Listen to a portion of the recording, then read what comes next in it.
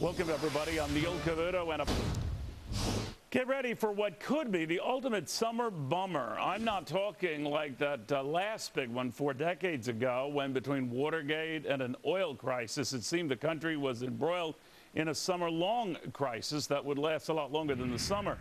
It would go into the fall, and the following winter, and the spring, and on and on and on. No mystery, markets tumbled through all that uncertainty then. What happens in this Benghazi, IRS scandalized Washington now, and the fallout for your stocks and your money right now? Malia Lazou is here. We've got Rob Basso and Dominic Tavella.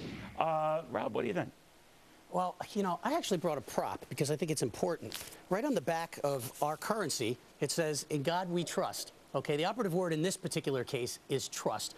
Once you've eradicated the trust that the American people have and business owners have with our federal government, everything stops. People make deferred decisions. They don't make the decisions that they need to run their businesses properly. This is really damaging, and I think people think really hard and long about the things that our government are doing. All right, now, we should say some of the charges are, and you know, they're not sure how far this extends, but the IRS, you know, targeted conservative groups. Late in the day, reports the Justice Department was targeting AP reporters and, you know, monitoring their calls and everything else. It does sort of bubble. What do you make of that?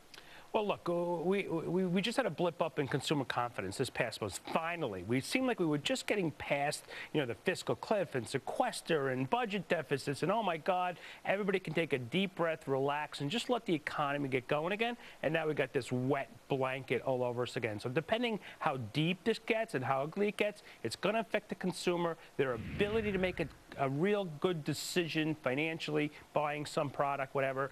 It could have a negative effect on us all.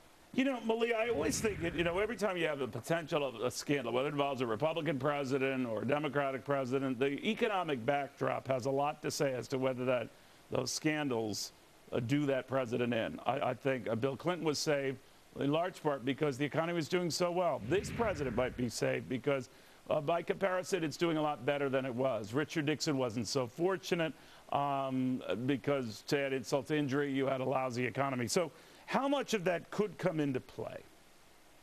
Well, I think that you bring up a good point with looking at Nixon and looking at the lousy economy. That probably had a lot to do with a lousy economy. I don't think that scandal in Washington affects our markets that much. If it did, I'm sure we would not be as well off as we are. I mean, scandals in Washington have been happening since Washington. And I think that it's really important that we remember that what creates strong economy are jobs and our government working with its citizens to build its economy. But what and if that's people what we need to question focus on that now. government and that trust? What about, to Rob's point, that trust factor with government? What if people begin to question the Justice Department, the IRS? You know what I mean? And I think that the country showed in 2008 that it did, you know, that it wanted a new government, that it didn't have trust for its current government. The way Americans have been feeling about their government has been down in the dumps for quite a while. I don't think Obama has brought on that trend. I think it was actually maybe even the Bush win in 2000. Well, you could say that and it took you about the trust of the people. 3 minutes to get to President Bush. Neil. I think that. All right. I think that the way we feel about our government should be taking a lot more seriously, and that includes Congress. It's a shame how okay they are with our lack of trust for them.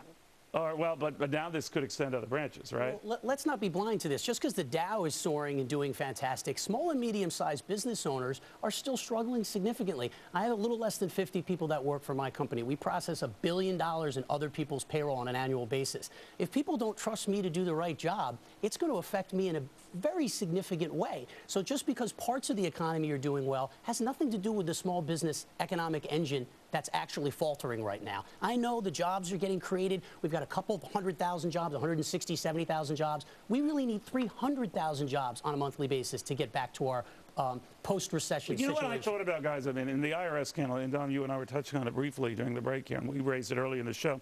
It's the IRS that's going to have, you know, a very powerful role in this whole administration of the health care law.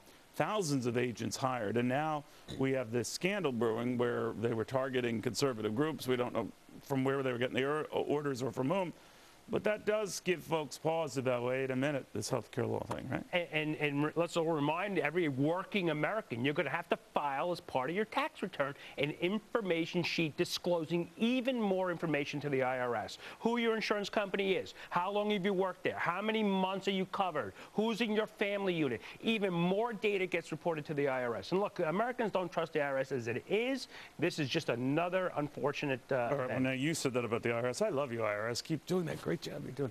Malia, do you get, though, a sense that this does mushroom, that it's calling into question government entities that are going to have a lot more control in the months and years ahead, whether it's healthcare and the IRS or whether it's legality of all of the above at our Justice Department?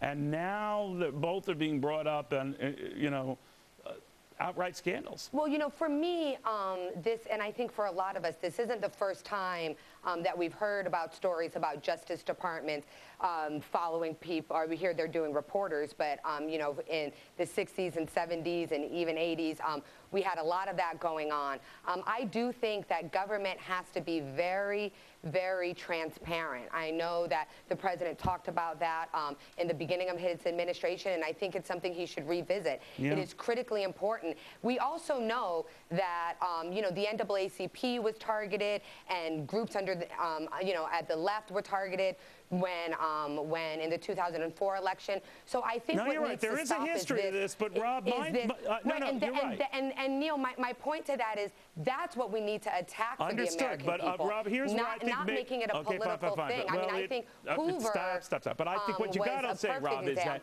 when you go after reporters, now you've got a problem, Mr. President. It's not you doing it, Mr. President, I hope not, but now that changes the game, because the media that I think, with all of the respect for Malia, I think has given this president a pass. I think that changes when you go after the media. I think it's going to change significantly. I mean, you think about just the black eye that's going to give this president and his entire administration. I mean, does he not realize those are the individuals that have the power to get him elected or not get him elected? I mean, what the media is saying about him makes a huge impact. I mean, this is really going to set up, I think, if these things go in a really bad way, they're going to set up the entire election process So for if the that next happens, election. then what happens in the markets? Let's say Let's talk about the economy. And this is not an opinion. This is a fact. We had basically no growth in the fourth quarter of 2012. When you look at the fiscal cliff and sequester and politics and elections, people stop spending money. In this country, when you stop spending money, somebody doesn't have a job. Zero growth in the fourth quarter, and not very impressive in the first so far. We shall see. The bottom line is, and I want to thank all of you, whether you're left or right, as all of these folks were pointing out to me, anytime there's huge distractions like this, it doesn't help an economy, it doesn't help markets, and it's the last thing any of us need. So left or right, get ready for some pow.